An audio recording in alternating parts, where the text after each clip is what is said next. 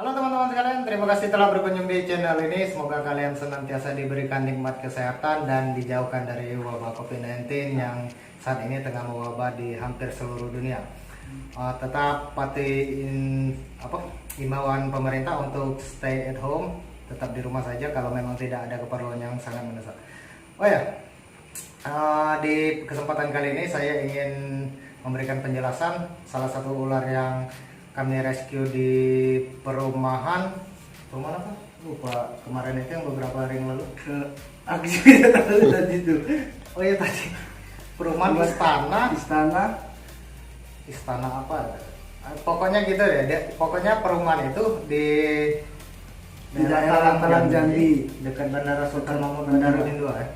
Nah jadi waktu kami rescue di sana kita dapeti ada dua jenis ular. Yang pertama ada kobra Sumatera Sumatrana ya. Iya. Yang kedua adalah Oligodon octolianus atau bisa saja disebut ular kukri. ular kukri. Iya.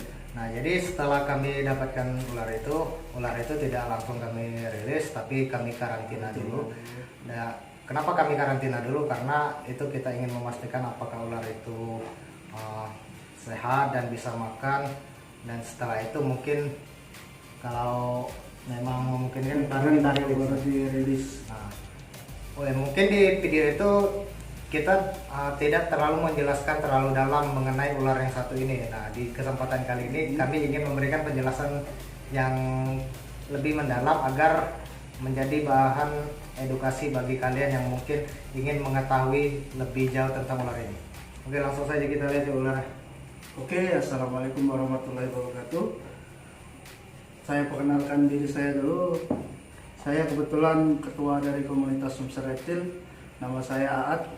Di sini saya akan menjelaskan tentang ular dari keluarga colobrid, yaitu ular kukri. Dimana pada beberapa hari yang lalu kami rescue di daerah perumahan di Talang Jambi.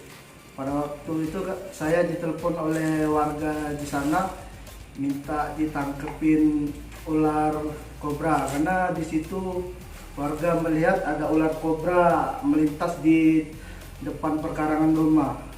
Dari situ dia cari-cari info. Tim rescue di Palembang dapatnya di Instagram, kebetulan dapat nomor saya. Jadi saya dan tim bersama teman-teman langsung menuju lokasi. Untuk kesempatan kali ini yang saya jelasin bukan untuk ular kobranya, karena pada waktu itu kami juga mendapatkan ular colobrid yang kecil, yaitu nama ilmiahnya Oligodon leonatus octolianatus, yang bisa disebut ular kukri. Ular kukri ini Coba bisa keluar ini kan? Aman ya? Aman. sebenarnya giginya agak sedikit tajam, tapi kita ambil perlahan. Tetap safety ya. Iya. Walaupun tidak berbisa, tetap bisa menyakitkan. Karena gigitan ular ini juga berbahaya. Mungkin nanti akan dijelaskan oleh Bang Aad mengapa ular ini bisa jadi berbahaya walaupun dia tidak berbisa. Ular ini ukurannya kecil karena dia termasuk jenis colobrid. Mungkin ini yang lagi baby kan? Iya, ini ukuran baby. Dia ini ukurannya bisa sampai 70 sampai 80 cm. Kalau untuk makannya dia biasa di alam itu makan telur kadal. Kadang sering juga makan katak atau kodok. Ular kukri ini habitatnya di daerah sawah atau tanah-tanah lembab. Kemarin didapatnya di belakang rumah, kebetulan tanahnya lembab. Ada teman saya yang dapat, langsung diambil, langsung ditangkap. Untuk mengenai nama, kenapa dia diberi nama ular kukri, karena ada sejarah yang unik dari ular ini. Ular kukri ini bisa disebut giginya itu sangat tajam. Itulah dia bisa disebut dengan ular kukri karena menyerupai senjata adat daerah Nepal. Yang negara Nepal. Iya, negara Nepal yang dipakai oleh tentara Nepal. Tentara bayaran kalau Iya betul. Tentara bayaran pada waktu Perang Dunia Pertama. Dia memang ini salah satu jenis yang tidak berbisa. Cuma ketika waktu dia gigit, rasa gigitannya sakit karena dia giginya berbentuk seperti pisau kukri. Oleh karena itu dia disebut dinamai ular kukri. Untuk makannya dia makan telur. Kalau untuk kiper peliharaan biasanya telur kocok, kuning telur itu dikocok, dikasih makan. Tapi kalau dia di alam, dia makan telur-telur yang kadal-kadal kecil itu. Ular ini juga bisa kadang dikira ular cabai karena bentuk dari lehernya agak mirip Leher dan lehernya. Tapi ukurannya lebih besar dari ular cabai. Karena ukuran dia bisa seperti empol tangan saya.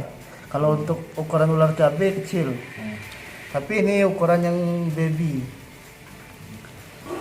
Oke, jadi mungkin dari penjelasan tadi saya tambahin sedikit, mengapa ular ini diberi nama kukri? Yang pertama karena bentuk giginya yang hampir sama dengan pedang kukri, identik, dan juga dari